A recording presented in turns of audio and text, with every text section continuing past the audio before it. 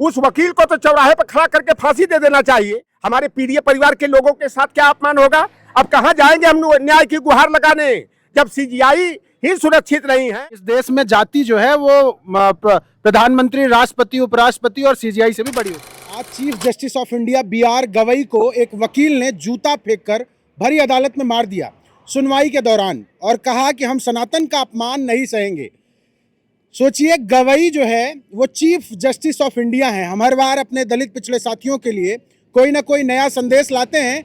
आज के संदेश में हमारे मेहमान हैं चौधरी लौटरनाम निषाद जी। क्या सोचते हैं? सीजीआई के ऊपर जूता चला है और सिर्फ इस बात पर कि बी.आर. गवई जी की माताजी आरएसएस के कार्यक्रम में नहीं गई और उन्होंने दो एक फैसले ऐसे दिए जो तार्किक थे, वैज्ञानिक थे। देखिए, जो आज की घटना हुई है पूरी तरह से निंदनीय है कि आज एक राकेश किशोर करके मनुवादी जो वकील तुच्छ जातिवादी, कट्टर जातिवादी, एक रंगी वकील ने जो है जूता मारने फेंकने का काम किया है। यह पूरी तरह से हमारे पीडीए का अपमान है, हमारे पिछड़े दलितों का अपमान है। और यह बेईमान जिस तरह से यह सनातन का अपमान बता रहे हैं कि अगर बी.आर. गवई जी जो सीजीआई है सुप्रीम कोर्ट के, अगर उनकी माता जी आरएसएस का 100 वर्ष पूरा हुआ विजयदशमी 2025 को, उसमें नहीं गई तो उनको सनातन विरोधी करार दे दिया गया। जिन दलितों को एक परछाई पड़ने से इन्हें परहेज था, यह वही महाराष्ट्र था जहां पर जो है कि कुत्ता तो पानी पी सकता था तालाब का, लेकिन महार समाज के लोगों को, दलित समाज के लोगों को पानी नहीं पीने दिया जाता था। उसके लिए बाबा साहब भीमराव अंबेडकर को महान आंदोलन चलाना पड़ा था। परछाई पड़ने पर भी इनको छूत लगता था।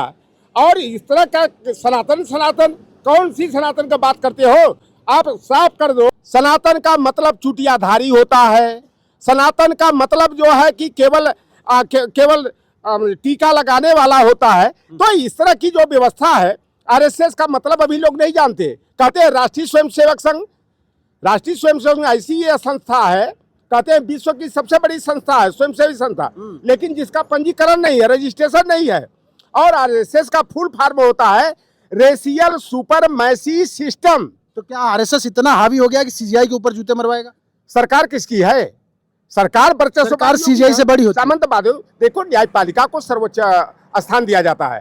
चार लोकतंत्र के 4 स्तंभ हैं, कार्यपालिका, विधायिका, न्यायपालिका और पत्रकारिता। न्यायपालिका को सर्वोच्च स्थान दिया जाता है, लेकिन यह ज्यादातर जो उसमें आते रहे, जो कॉलेजियम के माध्यम से जो जातिवादी जज आते रहे हैं, अब उनके पेट में दर्द हो रहा है कि कैसे एक दलित का बेटा सीजीआई बन गया अपनी योग्यता की बदौलत। मैं पूछ रहा हूँ कि कोई अगर ओबीसी एससी का बंदा या कोई अम्बेडकरवादी या कोई बुद्धिस्ट अगर उस कुर्सी पे बैठ जाएगा तो क्या उसे जूता फेंक के मारा जाएगा? किस मानसिकता के लोगों ने काम किया? आप नहीं देखा? जिनके पिता 3 बार प्रदेश के मुख्यमंत्री रहे हो, वह उत्तर प्रदेश ही नहीं देश के सबसे बड़े विकासवादी नेता थे। माननीय अखिलेश यादव जी जब 5 कालीदास मार्ग को खाली किए, 9 दिनों तक गौमूत्र और गंगा जल से धुलवाया गया। यही हमारे माननीय अखिलेश यादव जी जब लोकसभा चुनाव के दौरान कन्नौज के जो है कि गौरी शंकर मंदिर में चले गए, गंगा जल को टैंकर से मंगा करके धुलवाया गया। भारतीय जनता पार्टी की ही विधायिका राट से है मनीषा अनुरागी, उस एक शिव मंदिर पर चली गई, उसे जो है कि टैंकर से पानी मिलाकर गंगा जल से धुलवाया गया। देश का प्रथम नागरिक कौन होता है? संसद का संरक्षक कौन होता है? राष्ट्रपति होते हैं। और राष्ट्रपति रामनाथ कोविंद थे। जब सेंट्रल विस्टा का शिलान्यास हुआ, शिलान्यास कार्यक्रम में नहीं बुलाया। जब वो पुष्कर के ब्रह्मा मंदिर में गए, वहां के पंडा पुजारियों ने धक्का मारकर, दलित होने के नाते कोरी बिरादरी के हैं, धक्का मार करके बाहर कर दिया। जब वही जगन्नाथपुरी के मंदिर में गए तो उनको गर्भगृह में जो है धार्मिक अनुष्ठान न करा करके कहा कि दलित को गर्भगृह में प्रवेश नहीं होना चाहिए, सीढ़ी पर करवाने का काम किया। यही द्रौपदी मुर्मू जो ढोल नगाड़ा बजाते हैं, दलित के बेटा को राष्ट्रपति बना दिया, आदिवासी महिला को देश का राष्ट्रपति बना दिया, सबसे ऊंची कुर्सी दे दिया। जब वह द्वारकाधीश मंदिर में गई दिल्ली के, तो उनका जो सचिव था वर्चस्ववादी जाति का था, मनुवादी था, ब्रह्मा के मुंह से पैदा हुआ था। और जब वो गर्भगृह में चला गया, और द्रौपदी मुर्मू एक आदिवासी होने के नाते उनको जो बैरियर मंदिर का गेट रहता है, गेट के बाहर खड़ा करके किया गया। ये मनुवादियों की चाल है। और इस तरह से जो है कि सीजीआई के ऊपर जो जूता मारा है, यह न्यायपालिका का घोर अपमान है।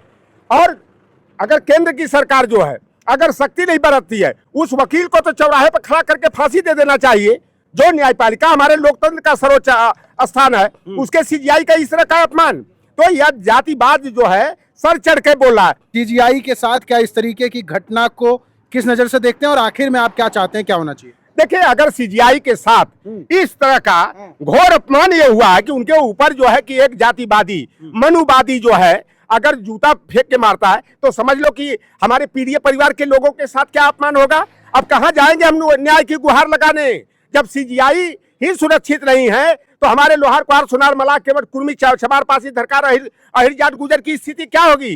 यही सीजीआई का सवाल होता था। ये संकेत वो उनकी औकात होती, उनकी हिम्मत होती। और ये बेईमान सनातन की बात करते, अरे सीधे कहो कि सनातन का मतलब ब्राह्मण ही ब्राह्मण होता है, सनातन में क्षत्रिय भी नहीं आता है, सनातन में वैश्य भी नहीं आता है।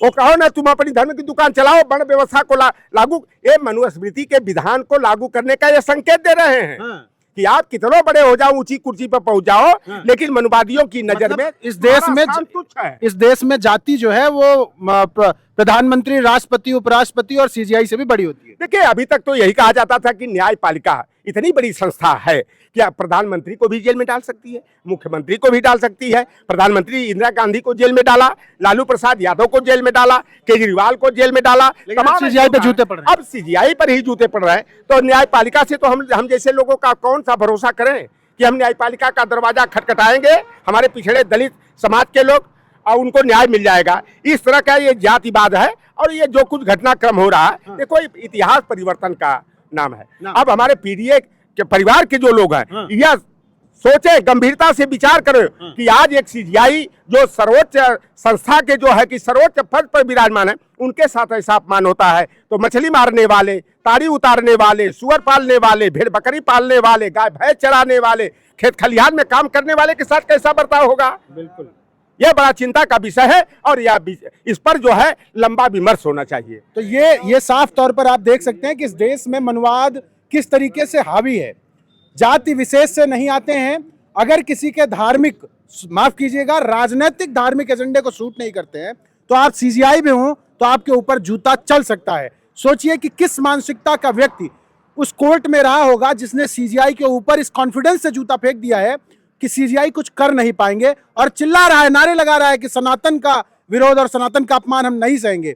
सनातन क्या है, हिंदुत्व क्या है, क्या इस देश के सीजीआई से कोई बड़ा धर्म है क्या? संविधान से बड़ी कोई ऐसी व्यवस्था है जिससे ये देश चल सकता है? ये बड़ा सवाल है और आज की व्यवस्था पर सबसे बड़ा प्रश्न चिन्ह खड़ा करता है, क्या आजादी के इतने साल बाद भी भारत मनुवाद से मुक्त नहीं हो पाया है?